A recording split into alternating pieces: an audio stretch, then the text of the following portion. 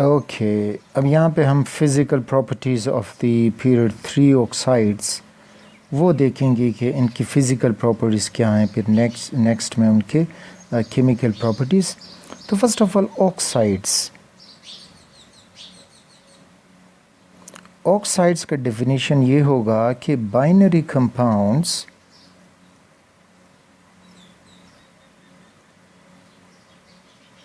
Of oxygen with other elements.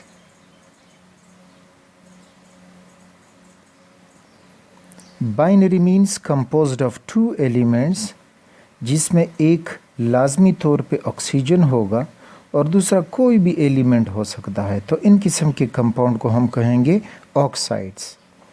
तो period 3 में जो ऑक्साइड्स हैं वो हैं, फर्स्ट ऑफ ऑल पीरियड 3 का मेंबर है sodium, that is sodium oxide Na2O।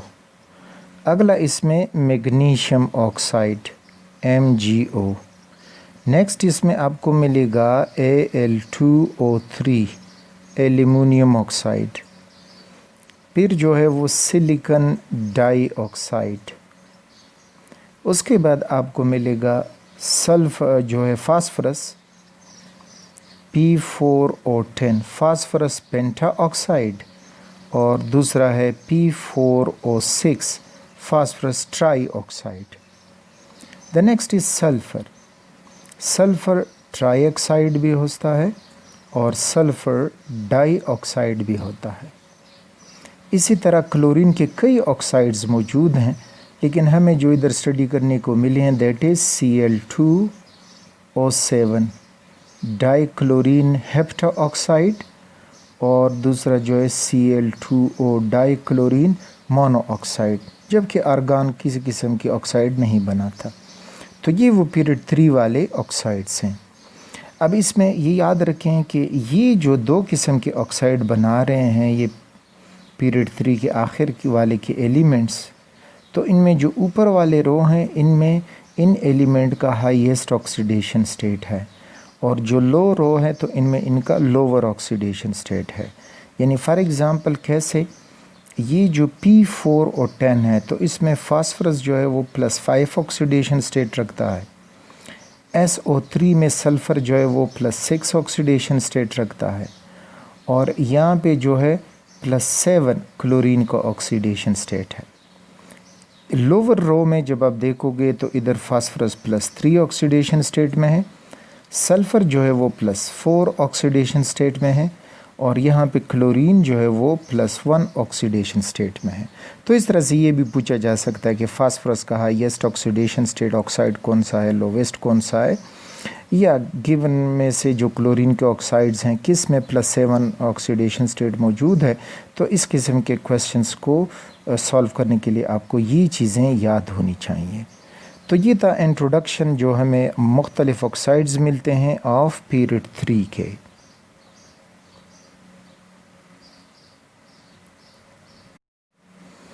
अच्छा, तो ये पीरियड 3 ऑक्साइड की एक टेबुलेटेड समरी है हमारे पास, जिसमें उनका state, conductivity, structure and nature के बारे में हमें आइडिया दिया गया है।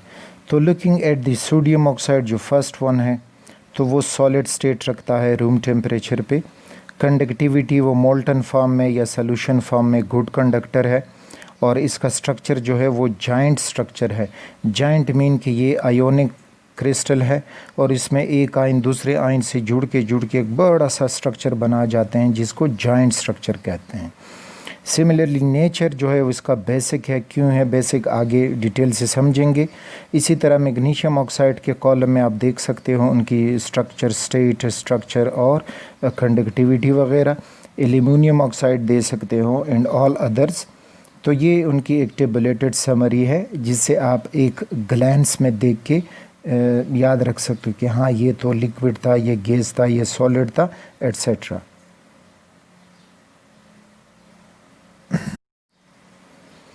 ओके, आपको जो ये ग्राफ नज़र आ रहा है तो ये हैं पीरियड 3 ऑक्साइड्स के मेल्टिंग पॉइंट्स तो और बॉइलिंग पॉइंट्स। तो इसमें अगर आप सोडियम ऑक्साइड को देखें तो उसका मेल्टिंग पॉइंट, बॉइलिंग पॉइंट जो है वो इतना तकरीबन 700-800 समथिंग बनता है।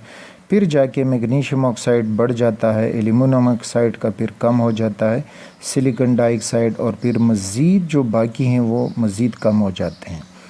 अच्छा, इसके पीछे जो रीज़न है कि क्यों इस तरह ये वेरिएशन होता है, तो रिमेंबर के जो सोडियम ऑक्साइड है, मैग्नीशियम ऑक्साइड है और एल्यूमिनियम ऑक्साइड है, तो ये हैं मेटालिक ऑक्साइड्स, मेटालिक ऑक्साइड्स, और इनमें आयोनिक बॉन्ड मौजूद है। जबकि सिलिकॉन डाइऑक्साइड एक जाइंट कोवेलेंट मॉलिक्यूल है, कोवेलेंट मॉलिक्यूल या पॉलीमर जिसमें कोवेलेंट बॉन्ड मौजूद हैं। तो ये बॉन्ड तो स्ट्रॉन्ग हैं, तो इस वजह से इधर जब आप देखोगे तो इनका मेल्टिंग पॉइंट, बॉइलिंग पॉइंट उन बाकी ऑक्साइड्स के मुकाबले में ज़्यादा है, क्योंकि ये मेटालिक बॉन्ड, आयोनिक बॉन्ड और covalent bond, they are very strong bonds. फिर ये है कि सोडियम ऑक्साइड और मैग्नीशियम ऑक्साइड ये क्यों बढ़ गए हैं, तो रिमेंबर मेल्टिंग पॉइंट डिपेंड करता है इंटरमॉलिक्यूलर फोर्सेस पे एंड मेटालिक या लेटिस पे, क्रिस्टल लेटिस पे डिपेंड कर रहा है कि उसमें इंटरमॉलिक्यूलर फोर्सेस कौन सी हैं, और फिर उसका मेटालिक जो क्रिस्टल लेटिस बनता है वो कैसा है, क्यूबिक है, हेक्सागोनल है, सिंपल क्यूबिक है, फेस सेंटर्ड क्यूबिक है, तो उस पे भी ये डिपेंड करता है। तो यहाँ पे सोडियम ऑक्साइड और मैग्नीशियम ऑक्साइड दोनों आयोनिक हैं, लेकिन सोडियम ऑक्साइड जो है उसका जो मेटालिक लेटिस होगा, क्रिस्टल लेटिस होगा, वो अलग है, और जो मैग्नीशियम ऑक्साइड है उसका जो क्रिस्टल लेटिस है वो अलग शेप का होगा। तो इस वजह से इनमें ये डिफरेंस आपको मिलेगा। दूसरी बात, सोडियम ऑक्साइड की जो लेटिस एनर्जी है वो कम है और मैग्नीशियम ऑक्साइड की लेटिस एनर्जी ज़्यादा है, क्योंकि सोडियम ऑक्साइड में जब आप देखोगे तो यहाँ पे +1 और -2 का अट्रैक्शन है, दैट इज़ ऑक्सीजन है, ठीक। जबकि मैग्नीशियम ऑक्साइड जब आप देखोगे तो वो +2 और -2 का अट्रैक्शन है, तो इस वजह से ये अट्रैक्शन स्ट्रॉन्ग होगा, इनको मेल्ट करने के लिए ज़्यादा हीट दरकार होगी। एल्यूमिनियम ऑक्साइड में फिर आप देख सकते हो कि Al2O3 है, तो इसमें ये +3 है और -2 है, तो होना चाहिए कि अब एल्यूमिनियम ऑक्साइड का जो मेल्टिंग बॉइलिंग पॉइंट है वो ज़्यादा होना चाहिए। वो इसलिए ज़्यादा नहीं हुआ कि जितना पॉजिटिव चार्ज किसी एटम पे बढ़ेगा तो वो मोर कोवेलेंट होता जाएगा।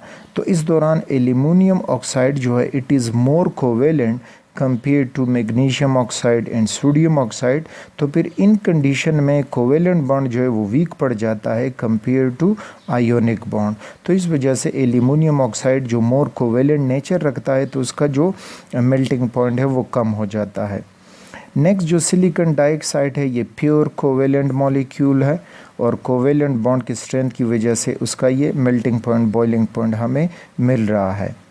आखिर में जो बाकी एलिमेंट हैं दैट इज़ फास्फोरस के ऑक्साइड्स, सल्फ़र के ऑक्साइड्स और क्लोरीन के ऑक्साइड्स, ये सारे सिंपल मॉलिक्यूल होते हैं और सिंपल मॉलिक्यूल में वैन डर वाल्स फोर्सेस होती हैं, वैन डर वाल्स फोर्सेस,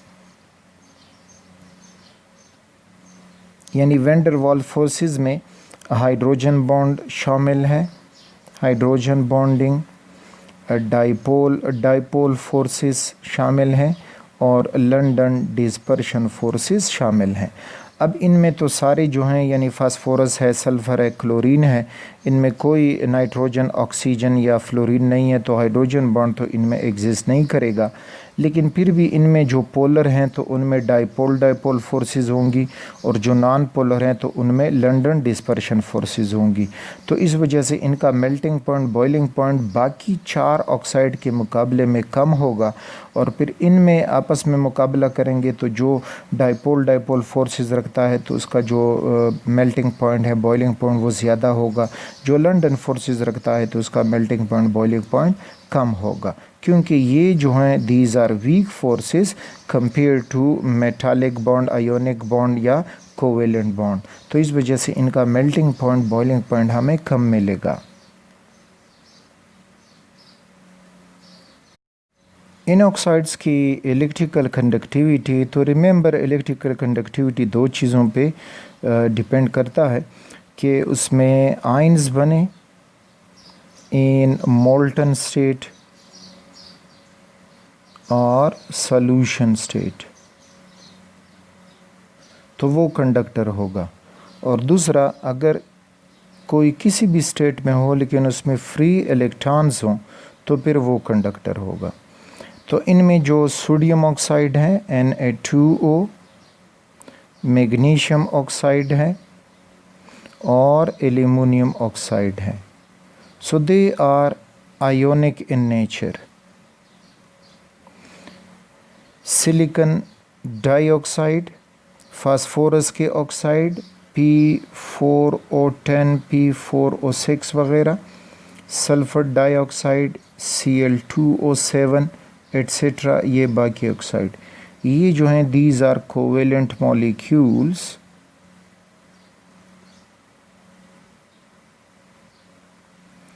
तो जो आयोनिक हैं वो मोल्टन फॉर्म में या सॉल्यूशन फॉर्म में आयंस बनाएंगे, इस वजह से ये कंडक्टर होंगे। जबकि ये कोवेलेंट मॉलिक्यूल्स हैं, ये किसी भी फॉर्म में, चाहे मोल्टन हो चाहे सॉल्यूशन हो, दे हैव नो आयंस, कोई आयंस इसमें नहीं बनते, एंड नो फ्री इलेक्ट्रॉन्स। तो इस वजह से ये जो हैं दीज आर नॉन कंडक्टर। तो बस कंडक्टिविटी के लिए आपने ये कंसेप्ट देखना होगा कि उसमें आयंस बनेंगे जब मेल्ट होगा या सॉल्यूशन उसका बनेगा, या उसमें पहले से कोई फ्री इलेक्ट्रॉन्स मौजूद हैं। तो अगर ये दो कंडीशन वो ओबे कर रहा है, सो दैट कंपाउंड, इन दो में से एक भी ओबे कर रहा है, so that compound will be electrically conductive.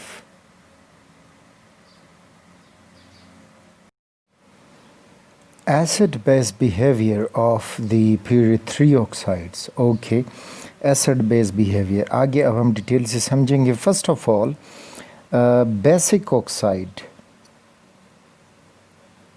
Basic oxide वो होगा which produces a base upon reaction with water, यानी वाटर के साथ रिएक्ट करके वो बेस पैदा करेगा। बेस मीन कि वो सोल्यूशन जब हम देखेंगे तो उसका pH होगा ग्रेटर देन 7, तो ये बेसिक ऑक्साइड होगा। ज़्यादातर मेटालिक ऑक्साइड बेसिक होते हैं, मेटालिक ऑक्साइड्स। कुछ आपको मिलेंगे एक्सेप्शंस, फ्यू एक्सेप्शंस हैं उसमें, लेकिन अमूमन जो मेटल का ऑक्साइड होगा वो बेसिक होगा। एसिडिक ऑक्साइड, एसिडिक होगा, produces acid upon reaction with water, water के साथ रिएक्ट करके वो एसिड प्रोड्यूस करेगा, यानी उस सॉल्यूशन का जो pH होगा वो लेस देन 7 आएगा, दैट इज़ बेसिक ऑक्साइड। ज़्यादातर जो नॉन मेटल्स हैं वो पैदा करते हैं basic oxides, non metal oxides. फिर एक ऑक्साइड आपको मिलेगा amphoteric,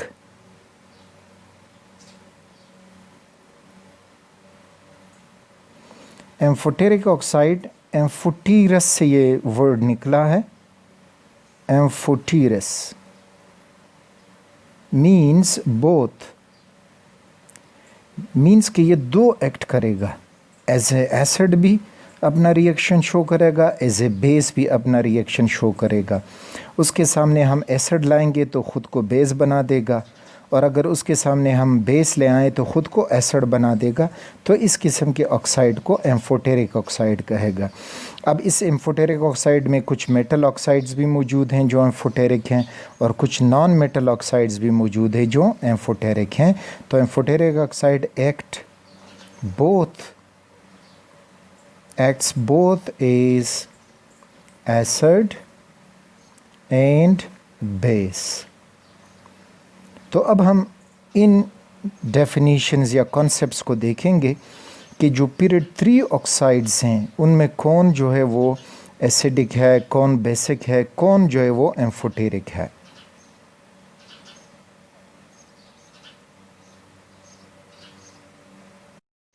this is the tabulated form of the period 3 oxides. तो यहाँ पे आप देख सकते हो कि sodium oxide is strongly basic oxide. Magnesium फिर सोडियम ऑक्साइड के मुकाबले में मैग्नीशियम ऑक्साइड वीक बेसिक है। When you reach to aluminium oxide you will get it has amphoteric nature. और फिर सिलिकॉन डाइऑक्साइड, फास्फोरस के ऑक्साइड, सल्फ़र के oxides, chlorine के ऑक्साइड्स, तो वो सारे एसिडिक हैं। तो वो सिलिकॉन डाइऑक्साइड जो है वो एक वीक एसिडिक ऑक्साइड है, और जब आप पहुंचोगे क्लोरीन तक तो वो स्ट्रॉन्ग एसिडिक ऑक्साइड्स हैं। तो अमूमन अगर पूछा जाए कि in a period basicity of oxides या एसिडिटी ऑफ ऑक्साइड्स को क्या होता है, तो पीरियड में आप देखोगे तो सोडियम जो फ्रॉम स्टार्ट आपको मिलेंगे बेसिक ऑक्साइड्स, और जब पहुंचोगे आखिर तक तो you will gate strong acidic oxides. ठीक, यानी शुरू होंगे स्ट्रॉन्ग बेसिक ऑक्साइड पे और पीरियड ख़त्म होगा स्ट्रॉन्ग एसिडिक ऑक्साइड पे। तो ये एक ट्रेंड आपको याद हो। अब हम इन इंडिविजुअल ऑक्साइड्स की केमिकल प्रॉपर्टीज़ देखते हैं कि वाकई अगर सोडियम जो है वो स्ट्रॉन्ग बेसिक है तो क्यों बेसिक है स्ट्रॉन्ग, मैग्नीशियम ऑक्साइड वगैरह वगैरह।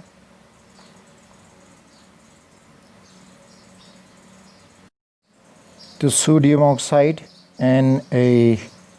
Na2O, when it is added to water H2O, you will get sodium hydroxide NaOH। Balance कर जाओगे तो इधर 2 लग जाएगा और इस तरह से ये बैलेंस होगा। और फिर इसका जब pH देखोगे तो pH will be equal to 14, तो मीन्स कि ये एक स्ट्रॉन्ग बेस बना। रिमेंबर pH 0 से 14 तक होता है, तो 7 इसके दरमियान में है। 7 से नीचे आएगा तो you will gate acidic solution या एसिडिक नेचर। 7 से ऊपर जाएगा तो बेसिक नेचर या बेसिक सॉल्यूशन। साथ में जितना 14 की तरफ जाएगा तो वो स्ट्रॉन्ग बेस होगा, और जितना 0 की तरफ जाएगा तो वो स्ट्रॉन्ग एसिड होगा। तो सोडियम हाइड्रोक्साइड जब पानी में डाला जाता है तो you will get a pH of 14, means कि it is a strong base एक ऑक्साइड।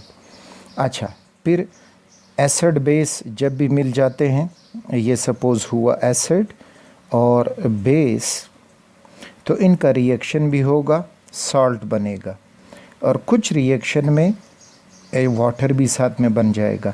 अब ज़रूरी नहीं है कि हर एसिड बेस रिएक्शन में वाटर बनेगा, लेकिन साल्ट का बनना उसमें ज़रूरी होगा। ठीक, तो जिसमें साल्ट और वाटर बनते हैं उसको न्यूट्रलाइजेशन कहते हैं, और जिसमें वाटर नहीं बनता तो वो सिंपल एसिड बेस रिएक्शन होता है। तो अगर हम एसिड HCl लें और इसके साथ सोडियम ऑक्साइड को रिएक्ट करें ताकि हम देख लें कि ये नेचर इसका क्या है, तो you will get a magnesium oxide MgO। इसको अगर हम पानी में डालेंगे that is H2O, so you will get magnesium hydroxide, and this reaction is slower compare to sodium oxide with water. तो इसने भी बेस बनाया, और इस सॉल्यूशन का अगर हम pH देखेंगे ग्रेटर देन 7 होगा बट लेस देन 14 होगा। ग्रेटर देन 7 का मतलब कि बेसिक तो है, और लेस देन 14 का मतलब कि ये वीक बेसिक है compare to sodium oxide, so it is weak basic. Similarly ये बेसिक ऑक्साइड इसलिए है कि ये किसी एसिड के साथ भी रिएक्शन शो करके सॉल्ट देता है। तो for example it is reacted with hydrochloric acid, you will get magnesium chloride and water. Neutralization reaction show किया इसने, तो मीन्स के ये बेसिक है। अब ये है कि why it is weaker than sodium oxide. Sodium oxide से क्यों वीकर है? वो ये कि सोडियम ऑक्साइड और ये हुआ मैग्नीशियम ऑक्साइड। सोडियम ऑक्साइड में +1 सोडियम का ऑक्सीडेशन स्टेट है और -2 ऑक्सीजन का है। यहाँ पर +2 मैग्नीशियम का है, -2 ऑक्सीजन का है। तो अब जो फोर्स ऑफ अट्रैक्शन है between +2 and -2, it is stronger force compare to +1 and -2। तो इस वजह से ये अपना ऑक्सीजन जल्दी छोड़ेगा और यहाँ से मैग्नीशियम ऑक्साइड से ऑक्सीजन निकालना मुश्किल होगा। तो इस वजह से sodium oxide is stronger basic oxide than magnesium oxide. Aluminium oxide Al2O3, तो हमने पढ़ा कि it is amphoteric in nature. तो देखते हैं कि इसका एम्फोटेरिक बिहेवियर कैसे है। तो when added to water you will get no reaction. पानी के साथ इसका तो रिएक्शन नहीं होता, ताकि हमें पता चले कि ये एसिड बना के देगा या बेस बना के देगा। वजह यह है कि यहाँ पे जो एल्यूमिनियम पे 3 पॉजिटिव है और ऑक्सीजन पे -2 है, so it's very very strong attraction जो इसके क्रिस्टल लैटिस में होगा। तो पानी इस अट्रैक्शन को तोड़ नहीं सकता था कि ऑक्सीजन उससे निकाले और ख़ुद ऑक्सीजन के साथ रिएक्ट करके एसिड या बेस दे जाए। तो इस वजह से इसका नो रिएक्शन विद वाटर। दूसरी तरफ जब हम देखते हैं यही एल्यूमिनियम ऑक्साइड Al2O3, इसका रिएक्शन अगर हम हाइड्रोक्लोरिक एसिड से करें तो ये इसके साथ रिएक्शन कर जाता है, giving us aluminium chloride AlCl3 salt और साथ में वाटर। बैलेंस करोगे तो यहाँ पे ये लग जाएगा 2 एल्यूमिनियम और यहाँ पे लग जाएगा 6 हाइड्रोजन, यहाँ पे लग जाएगा 3। So we got this balance reaction. तो इसने अब एसिड के साथ रिएक्ट करके हमें सॉल्ट दिया, तो मीन्स कि ये बेसिक प्रॉपर्टीज़ रखता है इस रिएक्शन के मुताबिक। फिर जाके इसी एल्यूमिनियम ऑक्साइड को जब हम hot concentrated sodium hydroxide solution के साथ रिएक्ट करते हैं तो हमें ये भी सॉल्ट दे जाता है, that is NaAlOH4 tetrahydroxo sodium tetrahydroxo aluminate. इसका नाम है सोडियम टेट्राहाइड्रोक्सो इल्यूमिनेट। ये इसके साथ जुड़ के लिखना होगा, दैट इज़ इल्यूमिनेट। तो ये भी एक सॉल्ट है। तो मीन्स कि इसने शो किया एम्फोटेरिक नेचर कि अगर एसिड इसके सामने आए तो ये बेस बना और इसने सॉल्ट दिया। फिर अगर बेस इसके सामने आया तो ये एसिड बना और इन्होंने सॉल्ट प्रोड्यूस किया। So it has an amphoteric nature. Silicon dioxide SiO2। अब देखते हैं कि ये कौन सा नेचर रखेगा और किस तरह हमें प्रूफ होगा कि एसिडिक है, बेसिक है या फिर एम्फोटेरिक है। सिलिकॉन डाइऑक्साइड अगर हम पानी में डालें तो you will get no reaction. Again वजह ये है कि सिलिकॉन डाइऑक्साइड एक जाइंट कोवेलेंट स्ट्रक्चर रखता है, तो इस वजह से पानी वो बॉन्ड तोड़ नहीं सकता कि इसे ऑक्सीजन निकलवाए। चले पानी से नो रिएक्शन, तो ना तो एसिड का पता चला ना बेस का पता चला। फिर नेक्स्ट में जब सिलिकॉन डाइऑक्साइड को हम हॉट कंसनट्रेटेड सोडियम हाइड्रोक्साइड के साथ रिएक्ट कर जाते हैं तो इसके साथ ये रिएक्शन शो कर जाता है, giving the salt Na2SiO3 + H2O। यानी सोडियम सिलिकेट सॉल्ट दे जाता है। तो जब इसने ये सॉल्ट प्रोड्यूस किया तो यहाँ पे हमें ये अंदाज़ा लगा कि सिलिकॉन डाइऑक्साइड इज़ एसिडिक, ठीक, क्योंकि वो बेस के साथ रिएक्ट कर चुका है। बैलेंस करेंगे तो यहाँ पे आपको मिल जाएगा 2 लगा और इस तरह से ये बैलेंस हुआ। फिर अगर हम इसको रिएक्ट करते हैं SiO2 with any acid like HCl, so you will get no reaction। अब इससे हमें ये अंदाज़ा हुआ कि silicon dioxide just acidic oxide है, वो जस्ट बेस के साथ रिएक्शन कर सकता है, एसिड के साथ रिएक्शन नहीं करता, ताकि हमें पता चलता कि it is amphoteric in nature. So silicon dioxide is a acidic oxide और बहुत ही वीक एसिडिक ऑक्साइड है, क्योंकि ये स्ट्रॉन्ग बेस के साथ रिएक्शन कर सकता है। अगर हम कोई वीक बेस इस्तेमाल करें तो फिर इसका ये रिएक्शन नहीं होगा। सो it is weakly acidic oxide. Phosphorus oxide, that is P4O6 and P4O10. The first one is phosphorus 3 oxide, the second one is phosphorus 5 oxide। क्योंकि यहाँ पे उनका जो ऑक्सीडेशन स्टेट है over here you will gate phosphorus है +3 oxidation state और यहाँ पे फास्फोरस का +5 ऑक्सीडेशन स्टेट।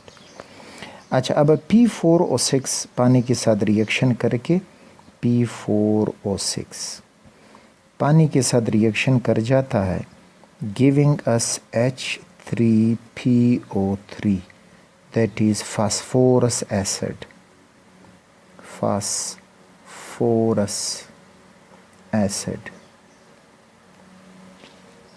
जबकि P4O10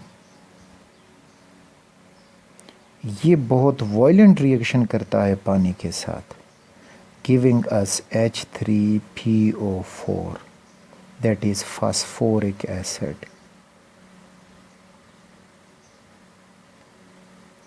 अब याद रखें कि H3PO4, H3PO3 phosphorous acid is weaker acid than H3PO4। H3PO4 जो फास्फोरिक एसिड है that is a stronger acid compare to H3PO3।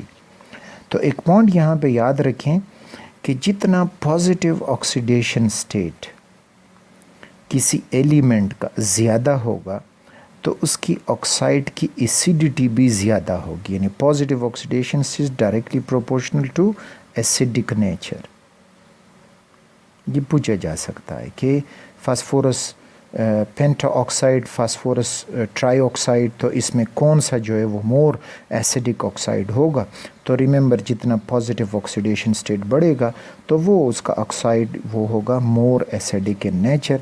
सो ये phosphorus penta oxide is more acidic because phosphorus has a oxidation state of +5 और जो phosphorus 3 oxide है तो उसमें उसका oxidation state +3 है। So that is weak acid compare to phosphoric acid. Sulphur के oxide में सल्फ़र डाइऑक्साइड है एंड सल्फ़र ट्राईऑक्साइड है। अब इनका रिएक्शन विद वाटर क्या शो करेंगे? So when sulphur dioxide is reacted with water, reaction बहुत स्लो होगा और हमें मिल जाएगा H2SO3। This is sulphurous acid, ये बना। जबकि सल्फ़र ट्राईऑक्साइड को हम पानी में रिएक्ट करेंगे तो ये एक वायलेंट रिएक्शन होगा सल्फ़र ट्राईऑक्साइड वाला एंड यू विल गेट, यानी फास्ट रिएक्शन होगा और आपको मिल जाएगा H2SO4, that is sulphuric acid. अब again sulphuric acid is a strong acid और जो सल्फ्यूरिक एसिड है that is a weak acid. वो इसलिए हुआ कि अगर हम सल्फ़र डाइऑक्साइड में देखें सो इसका ऑक्सीडेशन स्टेट इधर +4 है, सल्फ़र ट्राईऑक्साइड में इसका ऑक्सीडेशन स्टेट बन जाता है +6। तो positive oxidation state is directly proportional to acidity. तो इस वजह से sulphur dioxide sulphurous acid weak acid बना देता है और सल्फ़र ट्राइऑक्साइड जो है वो स्ट्रॉन्ग एसिड सल्फ्यूरिक एसिड बना देता है। तो ये आपके साथ याद होनी चाहिए कि कौन सा एसिड स्ट्रॉन्गर होगा, कैसे हमें पता चलेगा उसका। पीरियड 3 में आखिरी ऑक्साइड जो है वो क्लोरीन का ऑक्साइड है। क्लोरीन कई ऑक्साइड्स देता है, लेकिन हमारे कोर्स में दिया गया है एक Cl2O7। इसको आप डाइक्लोरोहेप्टा ऑक्साइड भी कह सकते हैं या क्लोरीन 7 ऑक्साइड भी कह सकते हैं। और दूसरा जो है वो Cl2O, that is dichloro mono oxide या क्लोरीन 1 ऑक्साइड। ये क्लोरीन 7 ऑक्साइड इसलिए है कि इसमें क्लोरीन का ऑक्सीडेशन स्टेट +7 है, और जो डाइक्लोरो ऑक्साइड है तो उसमें क्लोरीन का ऑक्सीडेशन स्टेट 1 है। अच्छा, इनका रिएक्शन विद वाटर, तो रिएक्शन विद वाटर अगर हम Cl2O7 इसको पानी में डालें तो ये एक स्ट्रॉन्ग एसिड बना के दे जाता है, that is HClO4 known as perchloric acid. ठीक, बैलेंस करोगे तो इधर 2 लग जाएगा और इस तरह से ये बैलेंस हो जाएगा। It is perchloric acid, perchloric acid and one of the strongest acid of all acids. तो इसका pH भी अगर हम इस सोल्यूशन का देख लें, दैट विल अप्रोच टू 0। तो pH जब 7 से नीचे 0 तक जाता है तो वो एसिडिक सोल्यूशन है। जबकि दूसरा इसका जो है वो Cl2O है, डाइक्लोरो ऑक्साइड, ये पानी में रिएक्शन करता है और बना देता है HOCl पर हाइपोक्लोरस एसिड। ठीक, दिस इज़ हाइपोक्लोरस एसिड, और ये hypochlorous acid reversible reaction show करता है, फॉरवर्ड एंड बैकवर्ड आता रहता है। तो ये इसका असाइड, ये वीक एसिड है कंपेयर टू दी HClO4।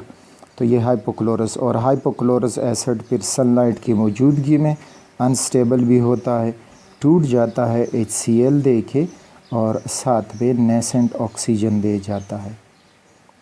तो ये थे oxides of period 3। Period 3 oxides की एक समरी। शुरू में that was sodium oxide Na2O। अगला जो है that is magnesium oxide MgO। फिर जो है Al2O3 that is aluminium oxide. Next जो है दैट इज़ सिलिकॉन डाइऑक्साइड। उसके बाद फिर हमने फास्फोरस के 2 ऑक्साइड पढ़े, एक था P4O10 फास्फोरस पेंटा ऑक्साइड और दूसरा था P4O6 फास्फोरस ट्राइऑक्साइड। इसी तरह सल्फ़र के सल्फ़र ट्राइऑक्साइड बनता है और सल्फ़र डाइऑक्साइड बनता है। और आखिर में जो था क्लोरीन था Cl2O7 डाइक्लोरोहेप्टा ऑक्साइड और Cl2O यानी डाइक्लोरो मोनोऑक्साइड। तो ये सारे ऑक्साइड थे। समरी साथ में याद रखें कि यूँ फ्रॉम लेफ़्ट टू राइट जब हम इस पीरियड में जाते हैं तो शुरू में आपको बेसिक ऑक्साइड मिलेगा। जो मैग्नीशियम है वो भी, मैग्नीशियम ऑक्साइड भी बेसिक है। एल्युमिनियम ऑक्साइड जो है दैट इज़ एम्फोटेरिक, याद रखें MCQs वगैरह के लिए। और इधर से सारे जो हैं ऑल आर एसिडिक ऑक्साइड्स, ये सारे एसिडिक हैं। अच्छा, फिर silicon dioxide weak acid oxide है और क्लोरीन जो है उसका जो ऑक्साइड्स हैं दे आर स्ट्रॉन्ग एसिड्स। इसी तरह यहाँ पे जो सोडियम ऑक्साइड है that is a strong basic oxide और मैग्नीशियम उसके मुकाबले में वीक बेस ऑक्साइड है। तो ये आपके पास एक समरी है जो पीरियड 3 ऑक्साइड के लिए आप याद रख सकते हो।